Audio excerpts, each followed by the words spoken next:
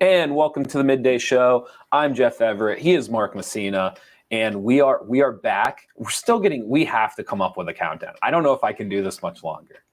Why? It doesn't bother you anymore. You've adjusted. I've adjusted. I'm good. You're kind of whiny. I'm just ready to play. Anywhere, any game, anytime, whatever. Let's go. That's what it is? Yeah, I screwed that up. Anyone, anywhere, anytime is what I meant. Yeah. But I screwed up it. It sounded like a Little Giants quote. Is that what it is? Yeah. Did it ever bother you that the Little Giants beat the Cowboys? I never saw it. You've never seen the Little Giants? No, and I still haven't seen Angels in the Outfield, which I've been told is borderline blasphemous, but I've never seen Angels in the Outfield. Only because just sports and movies and just your whole... Isn't it Rick Moranis? Yeah. Okay. I've never seen Little Giants. Don't quote me on this. I think it was like the last thing he did. Because he disappeared. But he stopped making movies. Yeah. I mean, now that I think about it, but he hasn't. Rick Moranis, I don't think he's made one in 20 years. It's been a long time. Wow, never thought about it. So I think it was the last one that he made. Today, we're going to talk about some of the lockdowns around the world. Germany just came out and announced their lockdown. We're going to talk about what some other countries are doing, maybe what the U.S. is doing a little bit here heading into the winter. And then there's two things that are being affected by this that you wouldn't think of typically. Mistletoe, of all things, is being affected by this, and a country's coming out and saying no to the mistletoe. And then also Christmas trees are being affected by this as well. So we're going to talk about how much would you actually pay for a Christmas tree when push came to shove. Much. I know you want it. So we're going to talk about those, and then you also have a cute story we held off on yesterday about a group chat and a professional football team. And it's really, really a good story. So we're going to talk about that. Before we get to all of it, Mark, how are you feeling today? I am good. I just had a long meeting this morning. I feel I'm invigorated. I'm ready to go. And before we even do any of that, I have a question for our viewers. They can ponder this. We'll get back to it at the end. Okay. I know a guy, and I won't mention any names, but he has a long-distance love affair with all actors named Ryan, whether it's Reynolds or Gosling. Got it. So sounds like a good guy. He was watching the latest Ryan Reynolds movie, which I haven't seen it yet, but it has Ryan Reynolds and The Rock in it. Yeah. So it can't suck. Even if there's no dialogue and no script, it's got to be pretty good. He was watching this with his girlfriend. Yes. And obviously he was excited to see this because he loves him some Ryan Reynolds. I do. And his girlfriend, we're not talking about anyone in particular. I'm just saying, his girlfriend fell asleep in the middle of it. And so this guy, who will remain nameless, is faced with a dilemma. Do I continue to watch the end of it and say, sorry, you fell asleep? Or does he stop it because she's interested in seeing it too and watch it again with her so they can enjoy it together? We're not going to go over the answer just yet. Okay. There's no right or wrong. There's just how would you handle it? And we will hear how the hero of our story handled it. Yeah. Because I just found it to be funny. I love that you've already referred to the person as a hero. Well, in the story, that was good. There's a guy and a girl, the hero and the heroine, isn't that right? Sure. So he is the masculine form of hero. So I'll take it. Because there's only two characters in this story. Well, no, there's four. There's the guy and the girl, and there's The Rock and Ryan Reynolds. Thank you. This just announced in the last hour or so. Germany on Thursday is announcing a nationwide lockdown. However, it is only for the unvaccinated. This is the first that I've heard of a lockdown only for the unvaccinated. So I've heard of countries or states doing different protocols for vaccinated versus unvaccinated. However, you could still get into where you needed to go depending on what you did, right? So if let's say I was unvaccinated and you were vaccinated and we both wanted to go to a baseball game, we could both go, just our protocols would be different. Right. This is the first time that I have heard of them actually saying like, no, there is no protocol for you to get in here. If you are unvaccinated, you are not allowed in, and Germany is the first one. Now, we should reference this by saying the last couple of days, Germany has had a rough go. Their numbers are the highest that it has been since this whole thing started at the very beginning for COVID cases. One of the things that I was talking about with other people last year, you would think we would get smarter by this. When it first started and it kind of hit here, winter, and it ramped up into spring, and then March, we shut the world down.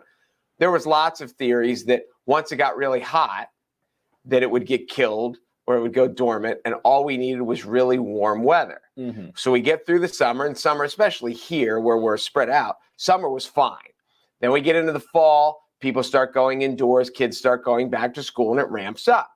And it was bad. Mm-hmm. And then last spring, it kind of got better. We all lived through this, right? Well, I'm just saying. Got it. And then it got to summer, and it was better. And here we are again in the fall, right. and oh my God, it's ramped up again. And I said, we will get to the point where people realize instead of fighting for masks in school and masks not in school and masks in this, they're going to do it seasonally. And they're going to say it's much worse in November, December, January, and February than it is in May or September. Mm-hmm. So instead of this blanket policy of our school will not, I think you're going to see schools require masks for certain months of the year because it's not a random pattern. Mm-hmm. In the winter, it's getting worse. Okay. So people that go to school board meetings and complain in July, well, it's different in July than it is in the winter because we're outdoors more, it's spread less, and it's so anyway, it's not surprising to me that Germany's getting worse now that we're in December because I think lots of places are getting worse now because it's colder and everyone's indoors. And sure. That's what I think. I think you will see seasonal policies as opposed to blanket reactionary policies. Interesting. The seasonal policy, the only thing I would say, I don't know if we'll see that because I feel like we would have done it by now, whether it was flus or different, or like we've always been more sick in the wintertime, even before COVID. Like that was a thing. And yet we still, like, we didn't cancel holidays or we didn't close down schools or like it is the sick period. Yeah, but it wasn't overflowing, ICUs like this is. Mm-hmm. This is worse. And I think I'm hoping that like the second time through, people are like, wow, maybe this is going to happen every winter now because everyone's forced indoors again and kids are back in school again. And it's so I don't know. Maybe we'll get through it in summer. Everything will be great again. And next November, it'll be Thanksgiving. And people will be like, you'll never guess. The numbers are going back up. And you'll be like, my God, who knew? In Germany, unvaccinated people will be banned from accessing all but the most essential businesses. For example, pharmacies is the only one that they had listed that they can still access to curb the spread of the coronavirus. This is according to their chancellor, Angela Merkel. And this is the one thing that I will say. Right now, there are no actual mandates for the vaccine in Germany. However, they are taking a vote in parliament, and one of them is to do a mandatory vaccination by February. Okay. So there could be mandates on the way for, I almost said mandations. Would you have liked that one? There could be mandates on the way for Germany. I don't have a ton of issue with this as much as the mandates. This part doesn't bother me. Like, if you don't want to get vaccinated, like, I have no issue with you. But then when they put in a lockdown or they tell you, like, you can't go to these places, I don't know what to say. Like, to me, that is significantly better than the mandates that we've dealt with here in America. Yeah, I don't disagree. And obviously what they're hoping is that, well, A, on the surface, they're hoping to make it better, and B, they're hoping that these things will kind of nudge people into getting vaccines because, I know college kids who did not want to or were not planning on getting it, but then when they saw the restrictions at their individual campuses coming up, right, they're like, well, it's they made a choice. Yeah. And but the difference there is that they made a choice. Now, was the choice influenced? Or it was strongly influenced. I'm sure that's what the government's going for. They looked at the landscape and said, well, I want to be able to do X, Y, and Z, and they went and got vaccinated. And if somebody looked at the choices of X, Y, and Z and said, like, no, I still don't think it's worth it, that's their choice. The point in the example that you're making is that choices were made. Yes, I still think, and I hate to beat this dead horse, but I just wish they did more on education of it as opposed to mandate of it. And the biggest thing they're missing about the education, it's not the information, it's the messenger. And you understand the people who are anti-vax. So you need to get somebody who the anti-vax generally trusts anyway. And it can't be a Democrat. It can't be the president. It has to be, they have to hear it from one of their own. Now, who that is off the top of my head, I don't know. Sure. But there are certainly Republicans in government who have been vaccinated. There are Republicans who are famous who have been vaccinated. And they need to find these people for the good of the order. Now, I also understand that there's a risk to these people that they will lose their base support, whether they're an entertainer, whether they're a politician or whatever. But having Joe Biden can speak till he's blue in the face. He is not convincing any of the people who have held out this long to change their mind. Probably not at this point. One last thing about Germany, they are one of the lowest vaccination rates in Western Europe. Eligible adults vaccinated are right below 65%. So that's one of the lowest and that's rates. Lowest is Yes. 65. That's interesting. Mm-hmm. When you said lowest, I thought you were going to say 35.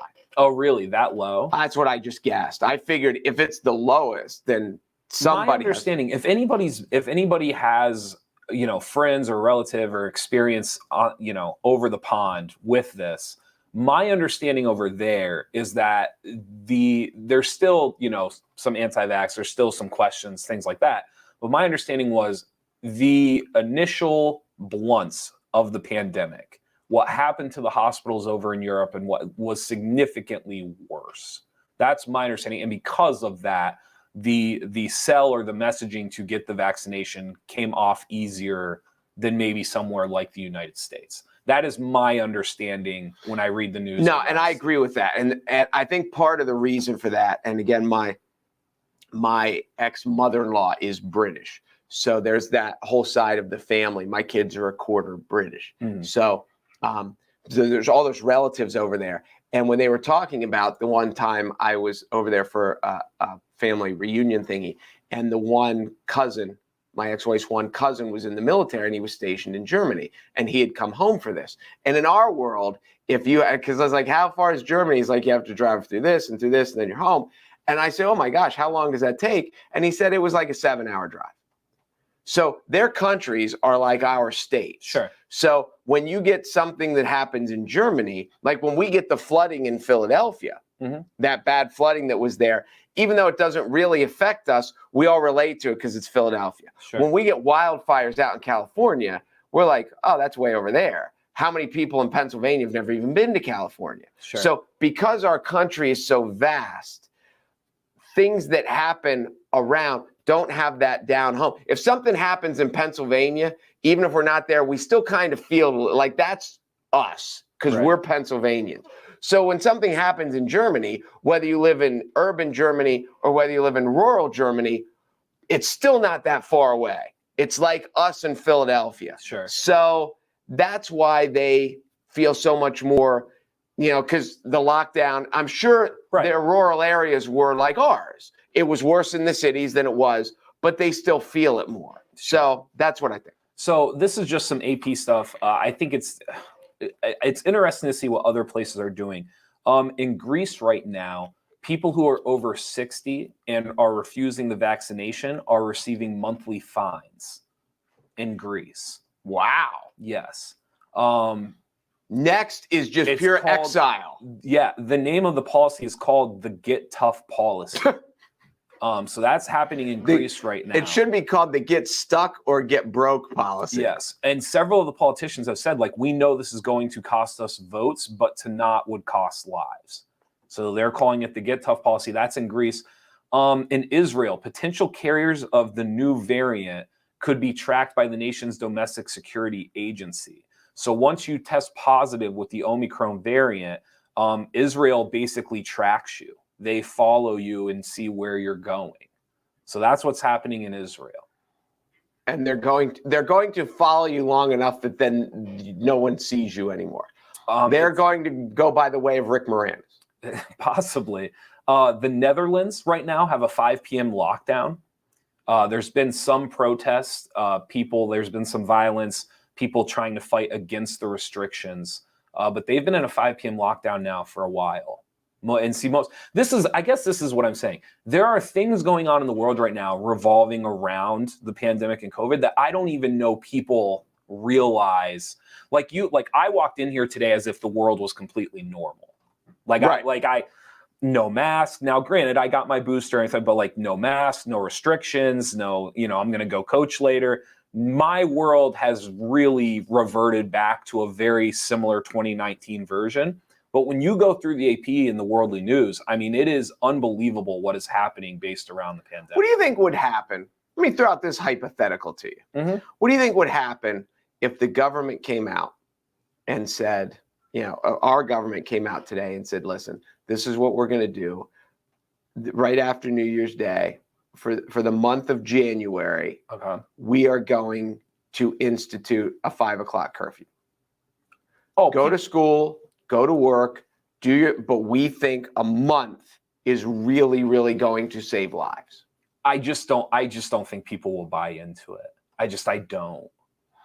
You don't think, and I don't either. I mean, I'm not disagreeing with you, but to play devil's advocate, if they have an advance notice, you think that'll just give them a month to complain about it? You don't think they'll brace for it? And I don't.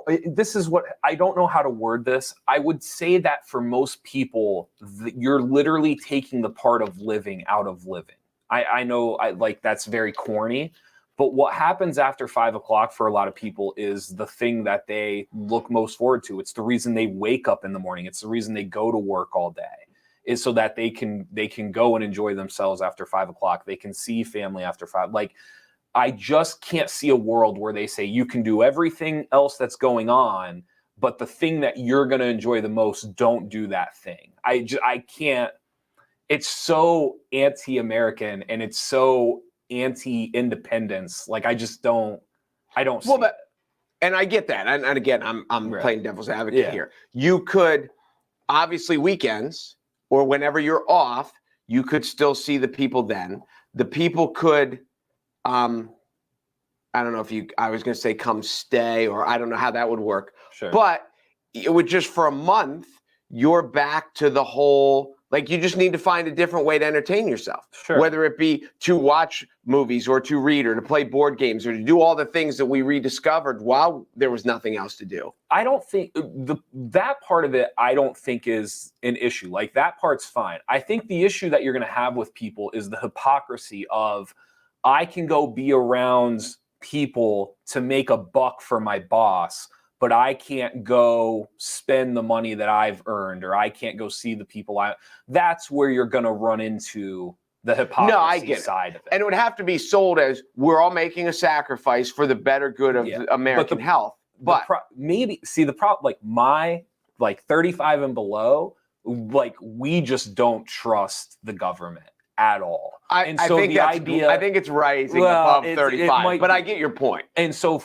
if you're going to sell it to us like everyone's sacrificing, we're going to laugh, because there's no chance the powers that be are sacrificing. They're still making their buck. They're still, it's an interesting concept. I mean, going through that thought process, I'm not surprised at all that the Netherlands are having an uprising, that there's actual violence in the street over these curfews. No, I'm with you. It doesn't shock me at all. There was one other one I wanted to make sure that I have in here, because it was interesting, of another country. If I can find it, I might not be able to.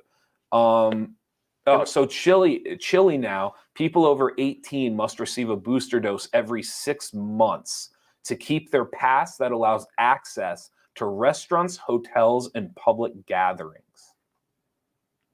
So if you are 18 or older in Chile, it is, if you want to go out in public and you want to go to public institutions, you have to, every 6 months, you are boostering up. Wow.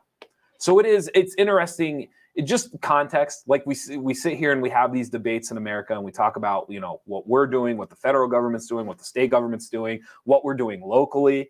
And then you hear some of these other things going on in the world.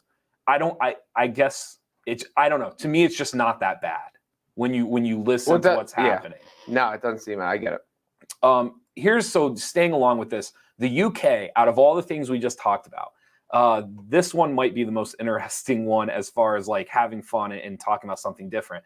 There was a government minister. I'm pretty sure he's on the conservative side in is it the parliament? Yes. I believe it's the parliament. Pretty sure he's on the conservative side. They came out and I believe she said, I'm going to biff the quote, but I believe her exact quote was, there doesn't need to be any snuggling with strangers under the mistletoe this year. Is it snogging? Is that what the word is? Snogging, that's what it was. England? Correct. See, I have this British background now. You did. What is snogging? Just Kissing, making out? Making out. Okay.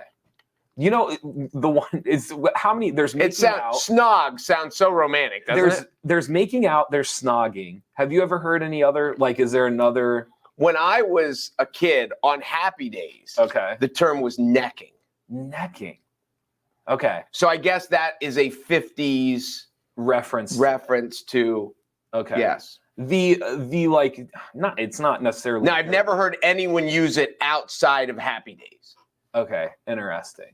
The one that I always like, the dirty, not even dirty, like not locker room or like high school, but like I had like friends who always said like suck face, and I always thought that was just. Have you heard? I thought that was just kind of the funny. Yes. Okay, but they'd be like, "Did you suck face?" And I'm like, "It's so awful, like just so awful to say it that way." So here, this is my question to you. I've never been in a mistletoe situation. Swap and spit? You've never heard that one? Oh, swap and spit's good. Yes, I have heard swapping spit. That one's legit. Why didn't you bring that up when I asked you 20 seconds ago? Are you thinking about them now? Now that I said suck face. Right, I'm going to try to listen to what you're saying while I'm thinking of euphemisms. I personally have never been in a mistletoe situation. So what I mean, like, I've never been under the mistletoe and like someone's been like, oh, you're under the mistletoe. Well, maybe when you were under the mistletoe, people just ran away. They just didn't want to say. They're like, oh, Jeff's there. We need to come back. That's legitimate. Oh. Have you ever been I did not. I thought this was kind of like a wives' tale. Mistletoe. That if you... Like really, when people hang it in their house and it's in the living room and someone walks under, does someone run across the room and jam their tongue in their mouth? Is that how it works? I don't. So I've seen people kiss under the mistletoe. Like I've been at parties where like couples have been under the mistletoe and someone almost not like a clinking of the glass, but it's brought to the attention of the room that like they're under the mistletoe. And it's kind of like the kiss. Now, I've seen guys walk around with mistletoe as a joke and be like, oh, look, here we are under the mistletoe. That's pretty good. I didn't know that it was a real thing. Like, I thought it was just kind of a... If you hang mistletoe in your house, please comment. Because I'm curious how often or what really... Like, how many people actually... I don't think we've ever done mistletoe in my parents' house. Like, that was never a thing. Here's a better question. If you saw mistletoe, would you recognize it? Maybe is the best answer I can give you. Okay. But I'm not. I don't even know if I would recognize. I mean, I guess I would recognize if it was hanging. Like, if it was hanging. If it was like purposely hanging under, obviously I'd be like, oh, I bet that's mistletoe. Growing naturally I can't believe I would. No chance. But even like within Christmas, I don't even know if I would recognize it within like the bows. Your context clues of it hanging from the would be the only part. Is interesting. No, I've never been in that situation. To be honest with you, I always forget it's there. Like at parties that I've been to where the mistletoe is hanging, it's never been a distraction. I've just kind of always forgotten that it's there. And then all of a sudden people will like be like, kiss, kiss, kiss. I'll look over and like, you know what we should do here? What should we do? Over the door in our office, we should hang some and no one would bother us. Wait, just right there on the door. No one would come. No one would dare. Who's bothering us now? I showed up the other day. They're having a meeting in our office. Everyone was crammed into the office, and we did have a meeting without you in the office the other day. How personally do you take that? Like, oh, you're not here, so we're all going to meet in your office. Well, don't take it personally because you just get up and walk out half the day anyway. Well, I have places to go, but it's like, oh, Mark's not here. Let's go meet where he's at because you're one of those people that you just leave and assume everybody's good while you're gone. But then the moment you come back and people are doing stuff without you, it's like, no, they were doing it in my office. First of all, I'm offended by that. Well, it's our office, but it's my office. Thank you. And we had a meeting in our office with everyone else but me. So every time I have a meeting, I have to wait for you. No. How many times has there been a meeting in our office when I am here? 0. More than you know. You just happen to walk in on this one. No, I said while I'm here. The other thing that's going on too, and this would be like having a party. There's never a party at Jeff's house until the time Jeff's not home. Then everyone decides this is the perfect time to have a party at Jeff's house. I'll let you. Do you want to keep crying, or should we? No, I'm not crying. I'm just pointing it out. Pointing out how poorly I'm treated. Even Christmas trees are not immune to the pandemic-induced shortages and inflation. If anyone has gone out to try to buy their Christmas tree, please comment as well, because we are curious how much you might have paid. You need a gold card. I've been told it's pretty bad. First of all, you don't buy Christmas trees. I have no idea why anyone buys real Christmas trees anymore. I mean, oh dear God. Really, it's pretty. I disagree. There is like a smell and an aroma. I'll go with that. There is a Christmas, and they have candles that you can light that create the Christmas tree smell. It's not the same. It's not the same. I'm sure they help. And listen, I'm not knocking anybody who can't have a Christmas tree, because there are people who can't have it, whether it's like allergies or pets or things like that. So I'm not knocking anyone who doesn't do it. And if you light the candle, kudos to you for trying to replicate it. But it is unreplicable. You can't do it. Can't do what? You can't, the natural, it's not an odor, but the natural aroma of the room when a Christmas tree is in it, a candle cannot suffice. It can't. You sure? They make pretty fancy candles nowadays. They do. It's not the same. All right. You know what else you can't replicate? What? The pine needles that are all over the tree. Okay. The sap that you can't get off your hands. Yes. The cold and the effort. We literally put up our Christmas tree again the other day in 7 minutes. It sounds like you're doing too many things sober around the holidays. That's what it sounds like to me. Is that what it is? All of these You're things. supposed to be drunk when you go out. Well, I don't think it's about being drunk, but all of these things for me are events that you just happen to do with friends or family, and you have a cocktail and you enjoy yourself. You seem to be making this work. To go hunt down a real Christmas tree, to bring it home, first of all, it's way more expensive, and it takes all damn day. You think it takes all day? It has to. Why? How long does it take? Where do you get your Christmas tree from? Well, it depends. Are you going to chop? Are you chopping it yourself, or are you just buying one that's already chopped? We have done that before. Okay. Yes, well, that takes hours on its own. No, then you have to wrap it. Then you have to bring it home. Then you have to set it up. The whole day. Wow, this is very Scrooge-like. And it's expensive. Very Scrooge, very Grinchy of you. It's just, I don't get it. We did, so before, the last place that I was staying at, you were there. We had a very high peaked roof. And we got a 12-footer. And it was I've never been more excited, but yet more anxious in my life, because a 12-foot, what you're describing, the bigger the tree is, the more correct you are. Like, I'm not leaning your way, but like, you go to 9 foot, you go to 10 foot, you go to 11. A 12-foot tree was a task. It certainly became work. You had to get out the fishing line. You had to make sure it was stable. Like, it was rough. And then you have to get rid of it at the end. Getting rid of it wasn't that bad. We went out the back door, tossed it over the deck, and then we just dragged it out. Like, that dragged wasn't it out bad. To where? Getting it out's not bad. Dragged it to where? Off to the woods, off to the side. Oh, so you just put it in the woods and let it? Yeah, just let it go. Okay. Well, what happens? Natural. What happens if you don't live next to the woods? Well, then you have a problem. Now there's more work. Correct. The amount of effort that people go into getting a real tree and pay exorbitantly more. Right. If I go to Walmart and I buy a fake tree that already has lights on it, and it costs me $100, and I use this tree for 10 years, sure, it still only cost me $100. I understand. So over the course of 10 years, you've spent $900 more dollars. Sure. Plus, you've wasted basically 2 weeks of your life. Correct.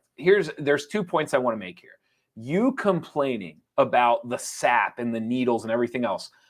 Everyone should come in and look at your desk and then listen to you complain. At least when I pick things up off my desk, they don't stick to my hand. Everyone should get to see your desk, and then you should have to, while you sit at your desk, that is just a plethora of junk and wrappers and leftover papers. They should have to listen to you talk about what a pain in the butt a tree is while you sit at your desk.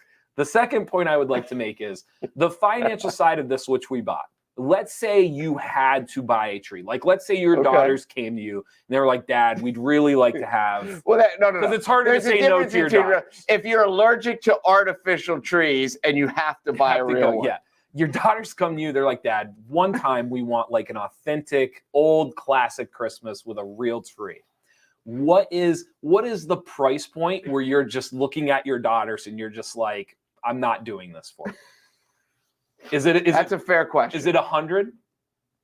Is it 150? I mean, if my kids really, it's got to be, I would pay $100. If my daughters were like, we really, really, really need a real tree. Okay. My first response would be, then go convince your mother of that, because this would be one of the beauties of divorce. My kids get 2 Christmas trees, one at each house. Okay. $100,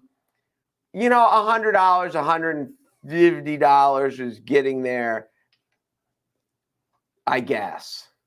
But see, I don't know, in a normal year, in a non-COVID year, 3 years ago, what did a Christmas tree cost? My guess would be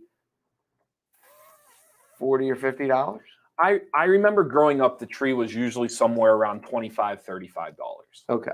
I believe the 12-footer that we got a little bit ago, that was a little more expensive, obviously. I bet you it was double that.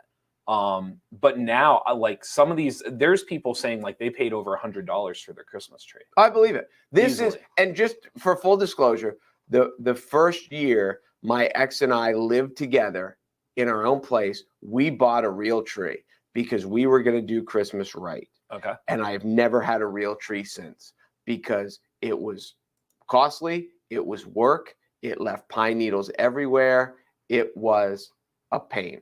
Okay. So I did not, I have grown to this. Life experience has brought me to the joys of artificial trees. Okay. This is a little bit of trivia for you, and this is one of my favorite questions to ask people because it's just not what you would expect. This year, for the first time in a while, more Christmas trees came from Oregon than any other state, which that is not surprising. However, before this year, do you know the state that most consistently produces the most Christmas trees? I think Pennsylvania was high on the list. Pennsylvania's high. They were not number one. Which state? Yes. Produces the most. And this is, if anybody else thinks they know it, go ahead and comment. This is a great. I'm going to think out loud because I'm thinking it is a northeastern something because just because there's so much population in the Northeast that, so it's not like this big vast state that you think of like Montana, because they have to ship them then while they're still alive, and it would just not be cost effective. Yeah, it's not Is Montana. it possible that it's New York State? It is not New York State.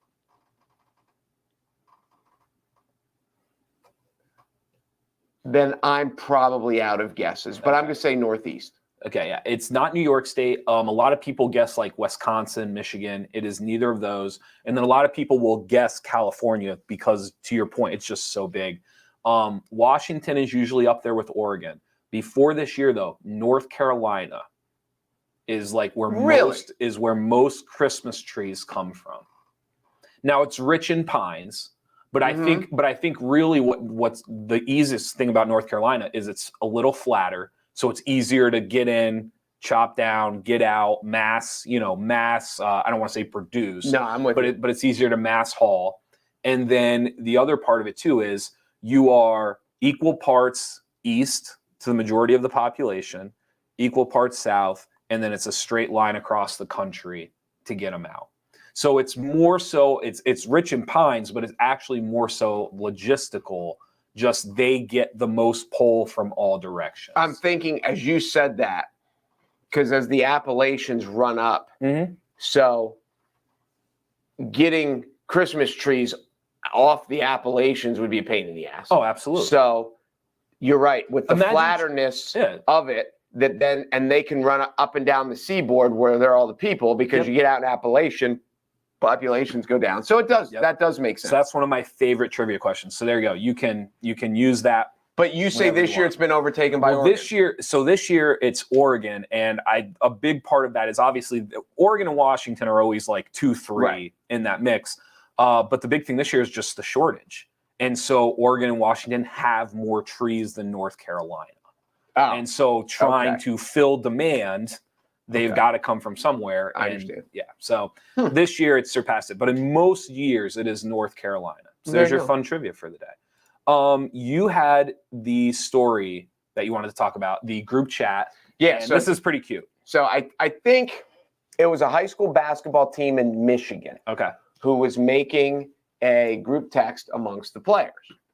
And there, whatever the area code was, it was supposed to be a something. Somewhere there was an 8 in it. And as whoever the dude is that's making it, that's typing in these numbers, at one point he mistook like a 0 for an 8 or an 8 for a 0. Not that he misread it, but while he was typing, is just fat fingers. We've all done that. Sure. So send this group text, and one guy responds and says, "Did you really want to include me in this?" And they thought it was, the guy on their team just being funny and trying to be funny. Okay. And they're like, "Yeah." And he responds, and he's like, "No, this is me." And they accidentally got one of the defensive backs for the Tampa Bay Buccaneers. And while this went out, he wasn't at home. He wasn't with his family. He was in the locker room. Okay. So he sends a selfie of him in the locker room.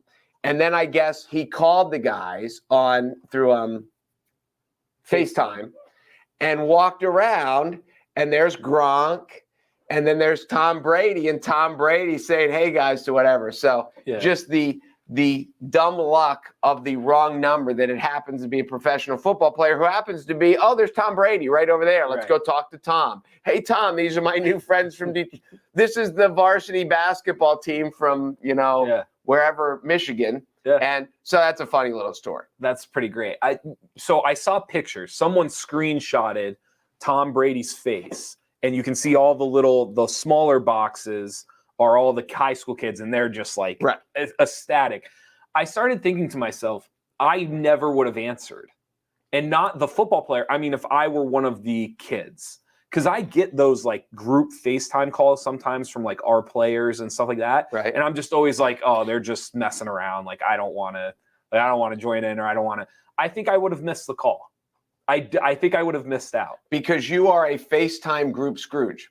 Kind of, yes. I would have missed the group. One of my biggest pet peeves, and this is like first world. I realize this is a first world problem. This is a first world problem. I'm very, very aware of it. People were dying, and I'm going to complain about something. I hated the Zoom calls when the pandemic first started, because everybody was doing like these group parties, and they were getting together, and you know what I'm talking about? And so we would do these Zoom calls, and there's like 12 people on the screen, and it's like people are talking over people, and like there's no balance to the conversation, and you're just kind of sitting there staring at, and there was no personal touch to the call at all. I would have rather have called each person individually for 10 minutes than have been stuck on these Zooms for like an hour. No, I get it. Zooms were very, very clumsy at first. The people didn't know how to mute their mic, Sure. But if we had office meetings like that, and you'd have 30 people, and you'd hear somebody talking, somebody answering the door, somebody answering the phone, and you're like, whose mic isn't muted? Whose mic is? Sally, mute your mic. And they say, I did not. And so they were awful. Yeah. No, so that would be. I think I would have missed the call. I would not have gotten to see Tom Brady if I don't even know what's terrible about the story is I don't even remember the guy's name. I know he's a defensive back, but I remember Gronk and I remember Brady. But like, kudos to this guy for playing it up and being cool and having fun with it. Because he made for the rest of their lives, these guys will be talking about it. Hey, do you remember that story when I was on that team? Yeah. I was on that team. I was in that group chat. Yeah. I wouldn't be surprised if someone ended up framing or like blowing There's up going to be stuff. the Tom Brady like thing. I would have that on my wall, almost like a flag. That is cool. Anything else before we end the show with the most important trial of the decade? Oh yeah, Cowboys, go for it. We need to rebound tonight. We need to. Okay. Well, we've had let's be honest. Not that everyone's not hurt. Our pass rush was hurt, and it's really hurt our defense a lot because now we're bringing more pressure. But if you need a team, what our defensive philosophy is, when the other team throws it, we are either going to hold their receivers or just wait and then interfere with them. If you want to see penalty flags all over the field, watch the Cowboys on defense tonight because we commit penalties. Nice. Good stuff. Hopefully we've addressed this in the last couple of days, but that was certainly our strategy last week. We like to hold and interfere. And line up offside. Listen. You listen. They're not good anymore. We don't have to talk about We're not that bad. You talk about fines for people that, what was it, Chile? That they were fining people for. If you line up offsides on defense, is there anything dumber or less disciplined than a guy lining up? If you had a kid on your team who went to the foul line to shoot a free throw and put his foot on the foul line and shot it, and then they're like, nope, no good, you weren't behind the line. What would you think of your player? You would think he's a moron. There's a line, how hard is it? How hard is it? Don't line up offsides. Got it. Good. I mean, this isn't rhetorical. I'm asking you a question. Isn't that freaking hard? Anything Cowboys now is rhetorical. Whatever. They're not good enough to You're talk not about. playing along. I'm not. Whatever. I'm not. They're not good enough. Thank you for playing along with me, though. The Epstein trial, the Maxwell trial. Here's the other part that's bothering me, too. They keep if you read about this stuff and you're watching it, they keep referring to it as the Maxwell trial, which it is. Like, I understand that. But it's not. But it's not. And some of these places now, they're almost like refusing to say Jeffrey Epstein's name. So I am not. This is the Epstein-Maxwell trial. It is continuing. It's the Epstein trial starring Maxwell. It is. It absolutely is. The defense got to ask questions to the first witness. The defense, It's the defense. It's not the defense. The defense. This is what I'm worried about. I've told you before, I'm already nervous about this trial. I feel like it's not going to go the way people want it to go. They presented documents that they say were done in interviews with the first witness. The first witness over and over again said, I do not recognize this interview. I do not recognize these documents. So now I don't know how it ended. There is debate whether or not these documents are evidence or not. Because the witness is saying, like, I've never seen this before in my life. But, it was 5-6 years ago. So how do you know, I can't remember what I had for breakfast this morning. So who knows? You didn't have anything for breakfast. That's true. That's part of the reason I don't, is because I wouldn't be able to remember if I did or not. So part of the problem here is there's this interview, and within this interview, the first witness says, Jeffrey Epstein never sexually abused me. I don't remember Maxwell and Epstein ever being in the same room with me at the same time. And the witness is saying, like, I don't remember saying any of this ever. Like, I don't remember the interview. I don't remember saying this. And this is what the defense is presenting. And so to me, it feels very scamish. It feels very fabricated. It just feels like the rules of your typical defense and your typical attorney are out the window now, which I thought it would come from outside the courtroom. I didn't think it would come from inside the courtroom.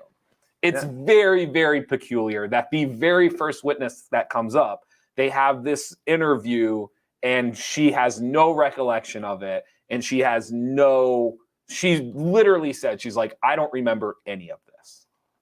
I will say this, and I mean this 100%. I'm glad you're fascinated by this because I like the daily updates, and I don't like this. This will be my best daily update. I could either go scour the world to try to find it because they're not shoving it in my face. Sure. Or I could listen to you. So I do. I appreciate the daily trial update. So here's just real quick. So there was a document that claimed that she said that there was no abuse that occurred during a visit to Epstein's ranch in New Mexico. That contradicted her testimony about alleged encounters with him there that she said made my heart sink into my stomach. The witness denied ever changing her story. She challenged the accuracy of the document, saying her statements were never recorded. This was clearly someone just jotting down notes without me. A lot of these are not correct. I do not even remember saying these things. At another point, she responded, I don't recall saying what's written here. I've literally never seen this in my life. That's not good. It is not. So it's going to be very, very interesting. I don't know enough about this. If an attorney that is defending their client just keeps providing evidence that witnesses say just fake stuff, aren't just if they just keep go piling, type this up. This is your interview. No, it's not. Yes, it is. If they just keep consistently, if you're a jury member, what do you even do with that? What do you? Because at some point, like, can you believe that 100% of it isn't true? And then in that case, what do you cling on to? Like, okay, well, maybe she doesn't remember it, but at one point she might, like, it's just enough to feed the doubt of the jury. Wouldn't you think, now let me ask, with technology that they saved this as wouldn't they be able to tell when the original document was generated? Because it wasn't typed on a typewriter. It was typed into a computer and saved. Is there a way, because when you update it, obviously when we go through, if you change a document, you can tell when the latest time it was saved. Okay. Can't somebody at Microsoft tell the first time it was saved? I don't know if someone itself at Microsoft. See, I don't know how deep like the cloud goes into Microsoft. Okay. Here's the other thing I would say too. This one I want to say was from 2014. Because if the first time this was typed up was in October, well, yes, then they'd be like, wait a minute. Absolutely. This, I believe they're saying that this interview came from 2014. So at some point in 2014, apparently they're saying she sat down and she had already answered some of these questions and that they did not match up to her testimony. That's funny. The other thing that I want to mention too, that it just goes to show, I don't feel great about this trial. Like I know you think they're going to throw the book at her. I don't feel. I still think they will. But they won't throw the book at anyone else. Everyone else will walk away with no blood on anyone's hands. So basically, just sacrifice her. She is the sacrificial lamb. It'll be interesting. So on cross-examination, the defense also attacked the witness's credibility by asking why she waited over 20 years to report the alleged abuse to law enforcement. The attorney then asked her, she's an actor, about her television roles. So this witness is a professional actor. She said her roles have included a cancer patient, a car crash victim, someone with mental health issues, and she has also played a prostitute. The defense attorney then went on to suggest that she may be applying her professional craft to her testimony as well. Of course. Yes. Because she's an actress. It doesn't mean that means she was never sexually abused. Yes. She's just acting. Yes. So, but I think the point she made is these roles that she plays are people who suffer. They are people going through trauma, and that it would not be very difficult for her to then reciprocate that in the court of law or in her own testimonies. Yeah. I'm telling you, I don't feel great about it. There's in the last 2 days. Now, the first 2 days, I felt pretty good. It was pretty damning. In the last 2 days, it has not looked great. It is nothing that the pilot and the first witness said was so damning that it's just like a flood of just like, well, it's not great. You know what's going to look great? Lunch. Yeah, I know. You're ready for it, aren't you? Aren't you hungry? I'm getting there. I'm certainly there. You're tougher than I am when it comes to bit. The intermittent fasting, you are better at it than I am. I need to start, but I'm not consistent. I need to be consistent with it. If I started consistently doing it, I'd feel a lot better. Right now, I do it like twice a week. Like I need to like get into I'm better than that. But I don't, but you can hold out. You can hold out and be hungry a lot longer than I can. I mean, most days, naturally, I'm over like 14, 15 hours without eating because I just hate breakfast. Breakfast drives me nuts. Deborah says, read Filthy Rich by James Patterson. This tells the story of some of the victims. Deborah's spot on. There's also, if you watch the documentary on Netflix, James Patterson was his neighbor, and James Patterson is actually himself in the documentary if you haven't seen it before. You ever read James Patterson before? No. I used to read James Patterson stuff. Used to read it all the time. So I'm sure I've seen some movies based on James Patterson book. Was he like Along Came a Spider and Kissed the Girls? And I don't know if those were his, but it's those style of novels. Okay. Yes. So here, before we let people go, girlfriend falls asleep mid-movie. Do you watch till the end? Yeah. Or do you cut it off there with her so you can enjoy the experience the first time with her? So here's the scenarios. If you're the only two people, right? If there's more people, you keep watching it. Okay. Like, you don't look at the other people and be like, oh, she fell asleep. Like, at that point, it's on her or him. Like, right, because if it's only the two of you, who did you turn on the movie for you and she was just playing along? Did you turn on the movie for her and you were just playing along? Or did you turn it on because you two were both excited to watch this? I think that is valid. I think that's because there are certain things that when I put on, she's only playing her part by watching it with me. And vice versa. Oh, 100% vice versa. So if she falls asleep or she starts on her phone or she's doing, work, then I'm still watching it. So like, I'm not stopping this. You're saying with this, you were both pumped to watch it. Yeah, there was a sense. Well, I mean, it's, Ryan Reynolds, The Rock, Gal Gadot, like Netflix, Blockbuster. Oh yeah, Wonder Woman's in it. Yeah, so there was this idea of like, we're doing this because we want to do this. This is exciting. So she fell asleep, and you, being the wonderful, loving boyfriend you are, you stopped it, and you will go back and you will start it again. Yeah, I would do that. No, that's not what you would do. It's what you did do. Well, no, this is a hypothetical. Yes, this is hypothetical. This is a hypothetical hero. Yes. Because I would say, well, can't I just watch the end of it now and I'll watch it again with her next time? Well, I think it depends too. Is it something you would want to watch twice? I'm really big. How many Ryan Reynolds shows have you not watched twice? Zero. Definitely Maybe I've only seen once. I did not love Definitely Maybe. Okay. Anyway, the point you're making is clear. That this is a reason why you have a girlfriend and I'm single. Because I would have finished it out. I would have finished it without, unless I wasn't. If I was enjoying it, I'm watching till the end. I think the point you made, are there movies for you that this is a one-timer? Like, I'm going to watch this, and at the end of it, I'm just not going to watch this again. Do you ever feel that there way? have been some. The last time I felt that way, you told me that I needed to watch, not Pandemic. Oh my goodness, the Asian family that the father ends up in. Parasite. Parasite. You had said to me, you're like, you gotta watch. It's as good as everyone says it is. I could tell within the first 10 minutes, I was like, this is gonna be really good, and I'm never gonna watch this again. Because the only thing about that movie that was very rewatchable to me is the result or the reveal of how this all eventually collapses. And once I know how it collapses, I'm not as interested into how it was built. That would be an interesting round table with your buddies. Not even necessarily with your one-time movies. The best one, because one that I won't watch again is Cold Mountain. Did you ever see Cold Mountain? I did. That's a very good choice. That's a tough watch for me. Yeah, no, that makes it's a good movie. I mean, don't get me wrong, but it's a tough watch. No, that's a very, very good point. And some of the movies that I could only watch once are great movies. Like, I'm not saying I watch them once because they weren't good. No, it's just the emotional. It is the tie behind it. I mean, this is another Brokeback Mountain. Like, I thought Brokeback Mountain was very good. Like, I've never watched it again. I've never watched it again either. Right. I think there's movies that you just kind of one time you get to see them. The other day I was talking to you about the Shape of Water.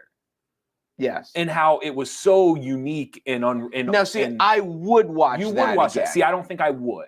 I think the mystique of it after the first time, I feel like it would be a drag the second time. Huh. Or do you think that would carry over? I don't know. I'd never thought of it. I mean, I remember watching it. But there was nothing I don't want to say disturbing about it. His character's pretty brutal. The male lead is not a enjoyable, fun charter. No, he's not somebody I'm trying to revisit. I get it. And there's lots of movies that are just I would never really go out of my way to watch it. Mm-hmm. But if I was scanning through and came across Cold Mountain, I wouldn't stop. Yeah. And there's lots of them that you come and you're like, oh, I saw this before. I wonder if it's any good and what I remember of it and what I don't remember of it. The number one podcast, maybe it wasn't number one, but one of the number one podcasts was The Rewatchables. Have you heard of this? You told me. You talked about this. Yeah, and they just recap movies that you just can watch over and over and over again. it would be the more interesting podcast might actually be the unrewatchable. The unrewatchable. So the best movies that just like it's a one and done, and they're just kind of harder to watch a second time. Yeah, that actually might be more intriguing. That would be an interesting conversation to have with friends. Yeah, which ones couldn't you pop in for the second time? Yeah. I don't know. I watched The Matrix again. Okay. For the first time in a lot, because I didn't like it the first time. Oh. It's better than I remembered because there's a new one coming out, mm-hmm.